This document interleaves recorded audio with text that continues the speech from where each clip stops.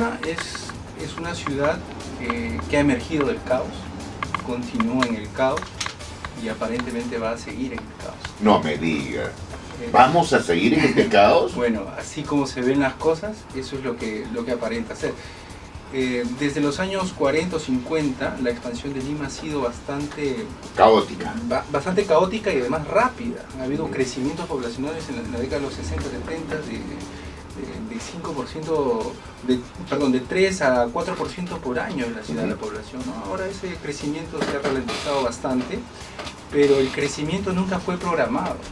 La ciudad se iba asentando conforme llegaban las migraciones y obviamente el sistema de transporte que ha seguido al asentamiento de las poblaciones se ha ido haciendo de manera natural y siguiendo el caos. A todo esto, nuestro sistema urbano, nuestro sistema de planificación, de organización de la ciudad, obviamente no estaba preparado para esa llegada tan repentina y nuestro sistema débil no pudo contra eso y se dejó llevar. Entonces el resultado es eso, vivimos en una ciudad caótica donde podemos ver algunos atisbos de planificación en la parte central de Lima, pero hacia los distritos es completamente el caos. Y así como se estableció el caos parece ser la norma hoy en día de nuestra ciudad. ¿Qué le diríamos, ingeniero Santamaría, qué le diríamos a la autoridad, ¿no? Hay tres autoridades, ¿no? No sé por qué no se unifica la autoridad del transporte, ¿no? ¿Qué le diríamos a esas autoridades para poder alcanzar una solución a esto, ¿no? Claro, el problema de Lima principalmente, como dijimos, es la planificación. Y la planificación parte porque no existe un norte.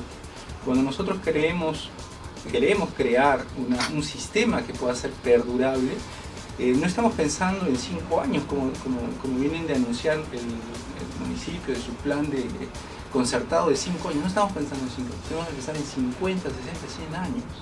Si no tenemos esa visión de largo plazo de continuidad, todas las políticas van a ser segmentos que además van a estar cambiando de dirección cada 5 años. Y esos son los años, ingeniero Santamaría, en que se pensó cuando se hizo el Zanjón.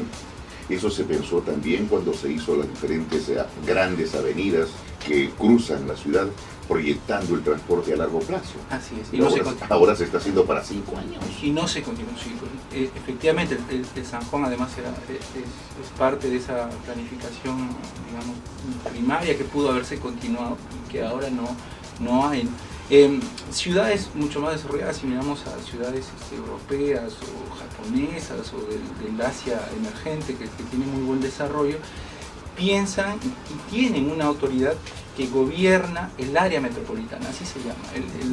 La aglomeración metropolitana es la que tiene una sola autoridad que va a dirigir y sobre todo la que va a planificar y asegurar que los diferentes periodos políticos se ajusten a la planificación. Cuando uno hace una planificación no va a entrar en un detalle, no es un libro de 50 tomos. La planificación son algunos lineamientos de qué es lo que queremos lograr como ciudad, objetivos.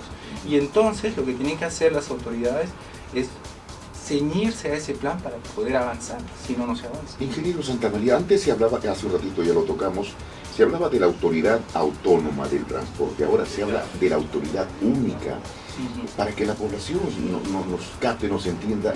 ¿Cómo vemos esos dos conceptos?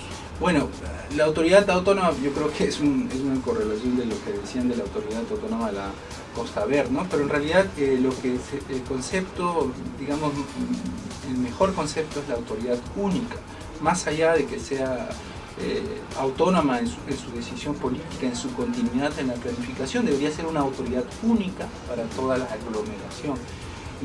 Y nosotros entendemos, los arquitectos manejan ese concepto, de que los sistemas de transporte están correlacionados directamente con el desarrollo urbano. Entonces, si queremos hacer una planificación a largo plazo, el sistema de transporte tiene que ser planificado a largo plazo. Ya nos dijo el tiempo, pero insistimos en el tiempo, ingeniero Santamaría. ¿En qué tiempo se estaría estimando que se podría empezar a reordenar el sistema de transporte que incluye el transporte masivo, corredores segregados, en el tema del tren también?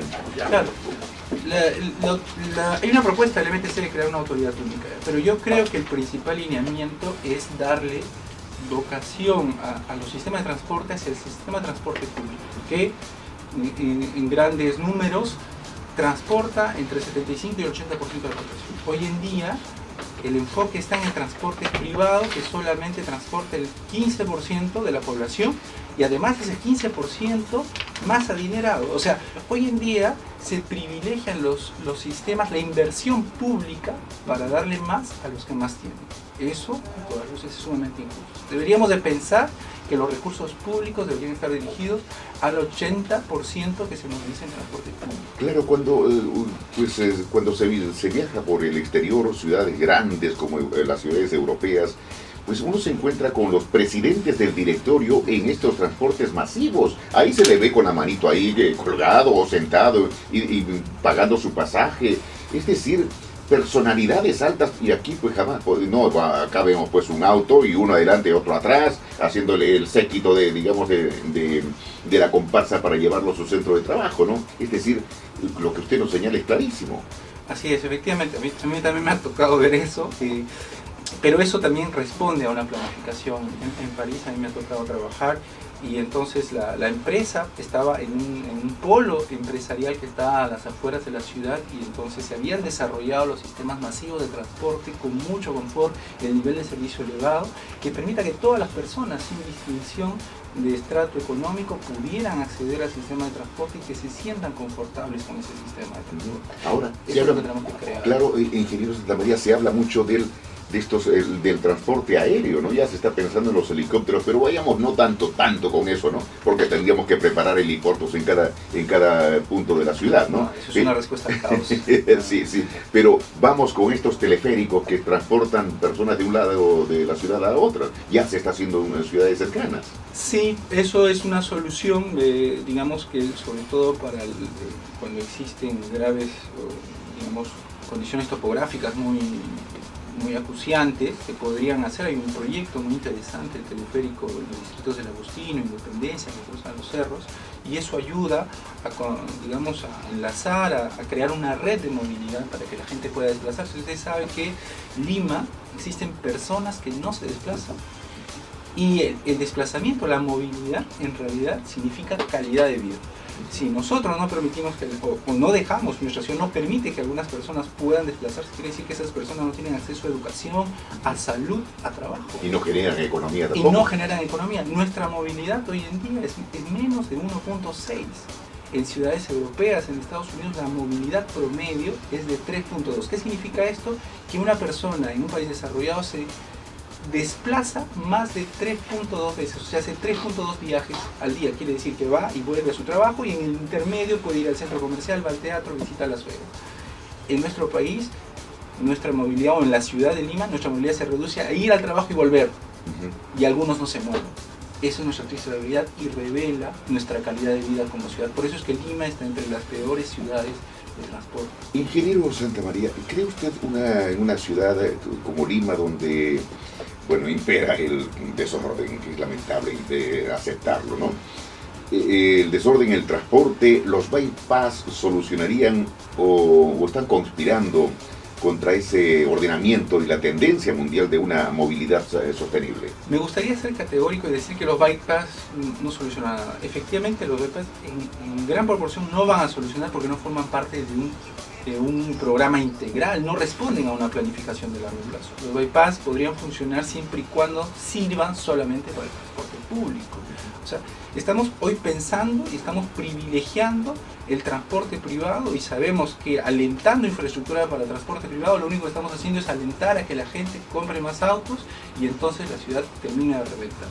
Ya lo estamos viendo. A mí me toca viajar a la uni, a veces en auto y muchas veces en metropolitano, y he visto que en los últimos 2 años el tiempo de transporte ha aumentado en 20%, y eso yo lo he medido, lo hemos medido con los alumnos, 20% en 2 años.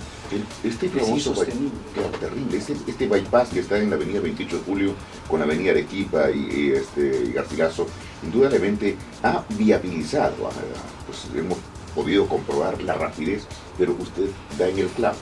es solamente para el transporte privado, pero no se ve el desplazamiento masivo de transporte de pasajeros en donde podría darse en algo la solución. Así es. Además que vemos que en ese bypass de 28 de julio no siempre está, digamos, no siempre está fluido el tráfico. Hay mucha congestión en ciertas horas, en las horas de la tarde. Y esto se debe que en ingeniería de transportes, en ingeniería de tráfico, existe lo que le llamamos la paradoja de Bráez. La paradoja de Bráez significa que bajo ciertas circunstancias nosotros podemos crear infraestructura adicional que va a crear más congestión. Y al revés, si nosotros suprimimos alguna infraestructura de transporte vehicular, podemos mejorar la congestión. Eso es una de las digamos, teorías que se estudia. Claro, ingeniero, después uno piensa, ¿no? ¿Cuánto se pierde en horas hombre? Y esas pérdidas, en vez de perder, pues se podría invertir en infraestructura para cambiar definitivamente lo que es el transporte. Claro. ¿Cuánto se pierde? ¿Tiene una idea? Hay muchos estudios de esto. He visto estudios en la Universidad del Pacífico. Nosotros en la UNI hemos tratado de hacer algunas aproximaciones. Hablamos entre 3.000 y 4.000 millones de soles por año que se pierde, pero ahí estamos mezclando conceptos como externalidades, que es el consumo del combustible, el valor social de la hora hombre. Son varios conceptos que se mezclan, pero digamos, podrían haber muchas más cosas que podrían estarse perdiendo. Por ejemplo, la competitividad de la ciudad. Si nosotros no tenemos un transporte eficaz, vamos a perder competitividad como ciudad, no vamos a permitir que las nuevas sedes de las grandes empresas transnacionales se instalen en Lima, y en fin, tampoco creamos condiciones para que la ciudad se desarrolle. Ingeniero Santamaría, gracias por estar con nosotros en Palabra Ingeniero. Verdaderamente